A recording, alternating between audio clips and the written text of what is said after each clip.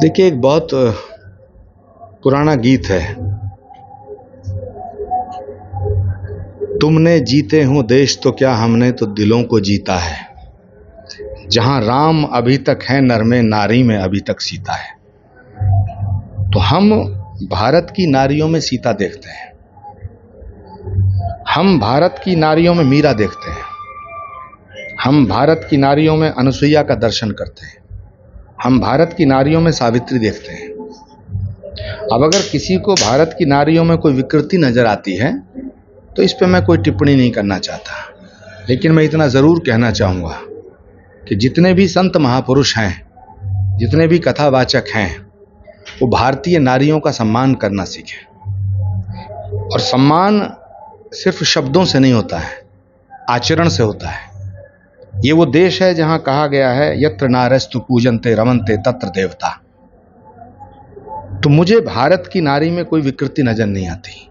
मुझे विकृति नजर आती है जो लोग नारियों में विकृति तलाश करते हैं, उनकी दृष्टि में विकृति है। तो अपनी दृष्टि को सुधारने का काम करें। भारत की बच्चियों में और भारत की नारियों में दोष ढूंढने का पाप ना करें। लोगों ने जान गंवाई। इस देश के लोकतंत्र का दुर्भाग्य है कि भारत के अंदर जो विपक्ष है वो भारत की सरकार पर यकीन नहीं करता, भारत के संविधान पर यकीन नहीं करता, भारत के प्रधानमंत्री पर यकीन नहीं करता। वो आतंकवादियों के बयानों पर ज्यादा यकीन करता है। भारत के विपक्ष को सशक्त होना चाहिए। नरेंद्र मोदी जी को आप अपोज करो, उनका विरोध करो, ये आपका डेमोक्रेटिक राइट है।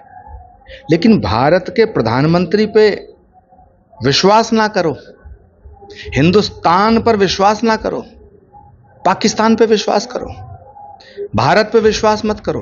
भारत के प्रधानमंत्री ने संसद में कल चिल्ला करके कहा है, सारी दुनिया के सामने कहा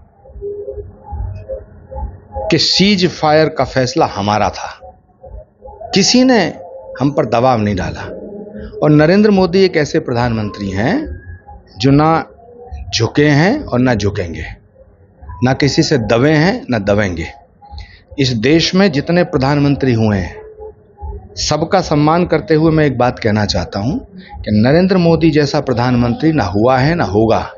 जितने सख्त फैसले भारत के हित में नरेंद्र मोदी ने लिए हैं, 370 हट नहीं सकती थी अगर भारत के प्रधानमंत्री मोदी ना होते। राम मंदिर का निर्माण हो नहीं सकता था अगर भारत के प्रधानमंत्री नरेंद्र मोदी ना होते।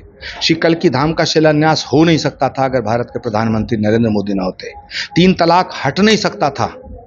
कुछ बीमारियां हैं जो मोदी सरकार ने खत्म कर दी हैं, लेकिन अभी कुछ बीमारियां बची हैं जिन्हें उन्हें खत्म करना है।